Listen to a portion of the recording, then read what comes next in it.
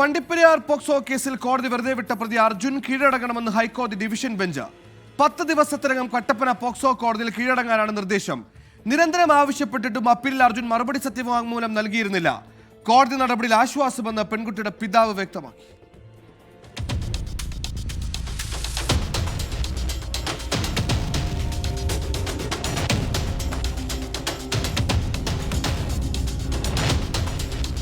കുറ്റവിമുക്തനാക്കപ്പെട്ടയാളോട് കീഴടങ്ങാൻ കോടതി നിർദ്ദേശിക്കുന്നത് അപൂർവ നടപടി.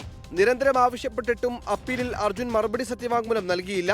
ഈ സാഹചര്യത്തിലാണ് ഹൈക്കോടതി ഡിവിഷൻ ബെഞ്ചിന്റെ കടുത്ത നടപടി. അർജുൻ കീഴടങ്ങിയില്ലെങ്കിൽ ജാമ്യമില്ലാ വാറണ്ട് പുറപ്പെടുവിക്കാൻ പോക്സോ കോടതിക്ക് ഹൈക്കോടതി നിർദ്ദേശം നൽകി. ബോണ്ട് നൽകിയാൽ അർജുനെ വിട്ടയക്കാമെന്നും നിർദ്ദേശമുണ്ട്. 50,000 രൂപയുടെ ബോണ്ടും 2 പേരുടെ ആൾജാമ്യവുമാണ് നിർദ്ദേശിക്കുന്നത്. 10 ദിവസത്തിനകം കട്ടപ്പനയിലെ പോക്സോ കോടതിയിലെത്തി ജാമ്യ ഉത്തരവ് നടപ്പാക്കണം. അല്ലാത്തപക്ഷം പോലീസിന് അർജുനെ അറസ്റ്റ് ചെയ്യാമെന്നും ഹൈക്കോടതി. കോടതി നടപടിയിൽ ആശ്വാസമെന്ന് പെൺകുട്ടിയുടെ പിതാവ്. ഇങ്ങനൊരു അറസ്റ്റ് ചെയ്യണം, പ്രതിയെ അറസ്റ്റ് ചെയ്യാൻ പോവുക എന്നുള്ള ഒരു വാർത്തയാണ് കിട്ടിയത്.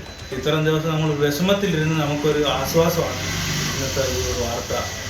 അതുകൊണ്ട് ഹൈക്കോടതിക്ക്, ജഡ്ജിമാർക്ക് പ്രത്യേകിച്ച് നന്ദി പറയണം.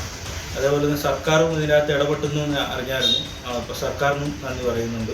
അർജുന്റെ അഭിഭാഷകൻ SK ആദിത്യൻ ഹൈക്കോടതിയിലെ വക്കാലത്ത് ഒഴിഞ്ഞിരുന്നു. വണ്ടിപ്പെരിയാറിലെ 6 വയസ്സുകാരെ ബലാത്സംഗം ചെയ്തു കൊന്ന കേസിലെ പ്രതിയാണ് അർജുൻ. അർജുനെ നേരത്തെ വിചാരണ കോടതി കുറ്റവിമുക്തനാക്കിയിരുന്നു.